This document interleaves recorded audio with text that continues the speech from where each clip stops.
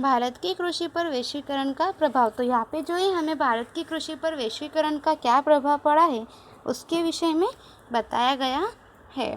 भारत का किसान अपनी कृषि उपज को वैश्विक बाजार में बेचकर फायदा प्राप्त कर सके, इस उद्देश्य से कृषि के क्षेत्र में वैश्वीकरण नीति अमल में लाई गई है।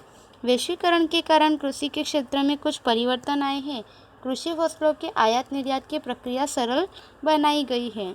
तो यहाँ पे हमें बताया है कि भारत का किसान जो है अपनी कृषि उपज को वैश्विक बाजार में बेचकर उसका फ़ायदा प्राप्त कर सके, इस उद्देश्य से जो है कृषि के क्षेत्र में वैश्वीकरण की नीति अमल में लाई गई है, जिससे कि जो है अपना उत्पादन पूरे विश्व में वे जो है यहाँ पे बेच सकें। और वैश्वीकरण के कारण कृषि के क्षेत्र में काफ़ी कुछ परिवर्तन आए हैं। कृषि फसलों के आयात निर्यात की प्रक्रिया जो है वह भी सरल बन गई है। गुजरात में से कपास, मिर्च, तिल चीन के बाज़ारों में एवं विश्व के विविध फल भारतीय बाज़ारों में मिल रहे हैं। वैश्वीकरण से भारत में बहुराष्ट्रीय कंपनियों द्वारा विक्रय किए जाते ऊंची कीमत के जो है जेनेटिकली मॉडिफाइड यानी बीटी बीज आए हैं। तो यहाँ पे हमें बताया है कि गुजरात में से जो है कपास, मिर्च, तिल जैसे जो है इनका चीन के बाज़ारों में एवं विश्व के विविध फल वगैरह जो है यह भारतीय बाज़ारों में प्राप्त हो रहे हैं। तो आयात निर्यात की प्रक्रिया सरल बनी है और वैश्वीकरण से जो है भारत में बहुराष्ट्रीय कंपनियों द्वारा विक्रय किए जाते जो है ऊंची कीमत पे जेनेटिकली मॉडिफाइड बीटी बीज आए हैं। इससे कृषि में खर्च बढ़ा है, परंतु कपास एवं मक्के के उत्पादन में इससे वृद्धि हुई है। आयात सरल होने से हमारे घरेलू कृषि उत्पादनों को यहाँ स्पर्धा का सामना करना पड़ रहा है। कुछ उत्पादनों को वैश्विक बाजार मिलने से उनके पेटेंट रजिस्ट्रेशन की आवश्यकता उत्पन्न है। विश्व बाजार में हमारी गुणवत्ता युक्त कृषि उपजों का पेटेंट देश के नाम कराना आवश्यक है। तो यहाँ पे हमें बताया है कि इन सभी की वजह से जो टेक्नोलॉजी, बीटी बीज वगैरह है, इनकी वजह से कृषि का खर्च बढ़ा है, परंतु कपास एवं मक्के के उत्पादन में भी जो है इसकी वजह से वृद्धि हुई है। और आयात सरल होने से हमारे जो है घरेलू कृषि उत्पादनों को यह स्पर्धा का सामना करना पड़ रहा है और कुछ उत्पादनों को वैश्विक बाजार मिलने से जो है उनके पेटेंट रजिस्ट्रेशन की आवश्यकता होती है।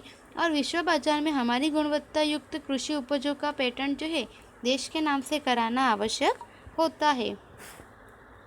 भारत को कृषि के क्षेत्र में होने वाली स्पर्धा का सामना करने के लिए नवीन तकनीक अपनाकर गुणवत्ता पर ध्यान देना होगा। कृषि क्षेत्र से जुड़े लोगों की आर्थिक उन्नति एवं सदृढ़ता बढ़ाने के लिए योजनापूर्ण कदम उठाने होंगे।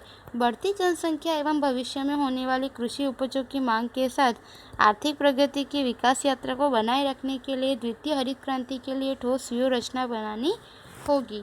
तो यहाँ पे हमें बताया है कि भारत को जो है कृषि के क्षेत्र में होने वाली स्पर्धा का सामना करने के लिए जो नवीन टेक्नोलॉजी होती है उन तकनीक को अपनाकर गुणवत्ता जो है हमारे यहाँ के जो उत्पादन होती है उसकी गुणवत्ता पर ध्यान देना होगा। और कृषि क्षेत्र से जुड़े जो लोग हैं उनकी आर्थिक उन्नति, उनका विकास हो एवं सदृढ़ता बढ़ाने के लिए जो है योजनापूर्वक कदम उठाने होंगे।